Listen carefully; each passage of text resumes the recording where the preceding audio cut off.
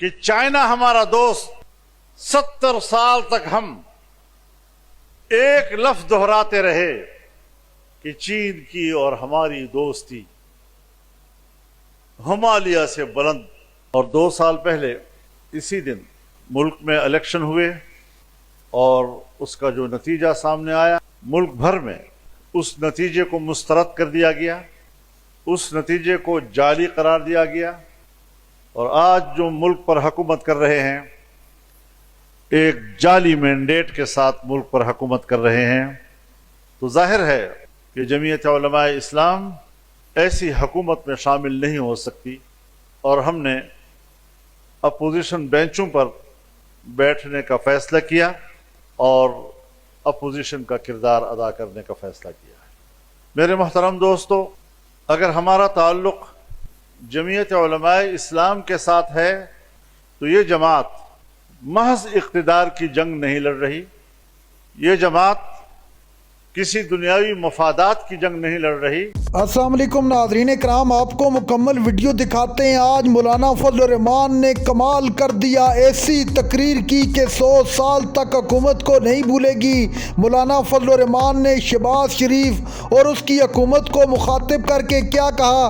دھاندلی کے حوالے سے آج ایسی بات کی کہ پورا ملک ہل گیا. آپ ویڈیو دیکھیے پھر اس پر بات کرتے ہیں. کہ آپ حکومت میں پہنچ گئے تو جیسے آپ نے منزل پا لی. جمہوری اور پارلیمانی سیاست میں حکومت میں پہنچ جانا بھی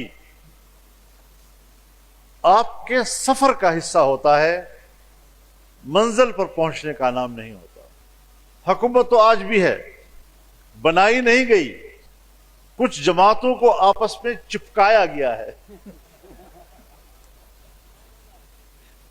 اور کئی جماعتوں پر جو متضاد خیالات کی بھی ہیں ایک دوسرے کے ساتھ چپکے ہوئے اس کو حکومت کا نام دے دیا ہے. اس طرح کی حکومت تشکیل دینا یہ جمہوریت کا مذاق ہے، یہ سیاست کا مذاق ہے.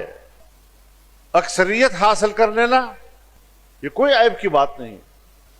آپ عوام کے ووٹ سے اکثریت حاصل کریں، ہم خوشی سے آپ کی حکومت کو قبول کریں کہ وہ قوم کا فیصلہ ہوگا، اور قوم کو یہ اختیار پاکستان کے آئین نے دیا ہے، قوم کو یہ اختیار قانون نے دیا ہے.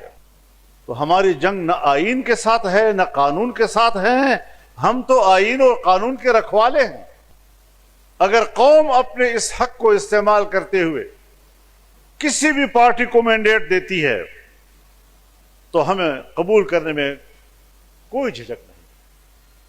لیکن ہم اپنی آنکھوں سے دیکھ رہے ہیں، ہمارے مشاہدات ہیں کہ کس طرح نتائج تبدیل کیے گئے، کس طرح جھرلو پیرا گیا، کس طرح انتخابات سے مذاق کیا گیا.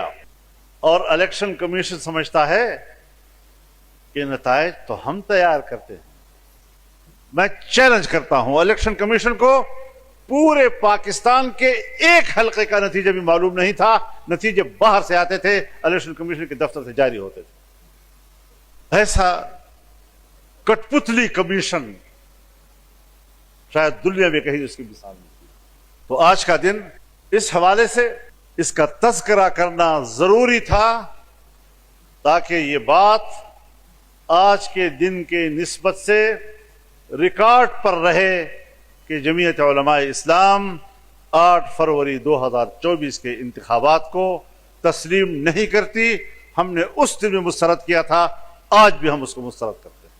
اور پھر آپ یہ بھی دیکھ رہے ہیں کہ چائنا ہمارا دوست 70 سال تک ہم ایک لفظ دہراتے رہے کہ چین کی اور ہماری دوستی ہمالیہ سے بلند، بحر الکاہل سے گہری، لوہے سے مضبوط، شہد سے میٹھی، اور کیا کیا کچھ ہم کہتے رہے. اور اس نے ہم پہ اعتماد کیا. عالمی تجارتی شاہراہ کے لیے اس نے پاکستان کی سرزمین کو چنا، یہاں اس نے پیسہ انویسٹ کیا. ان کو بھی شکایت تھی اور ہمیں بھی تھی کہ عمران خان کی حکومت میں सीपैक मंसूबा रोक दिया गया, मेगा प्रोजेक्ट्स रोक दिए गए। आज जरा इनसे भी तो पूछते हैं ना, हमारे कंटेनरों पर आकर तकरीरें करने वाले,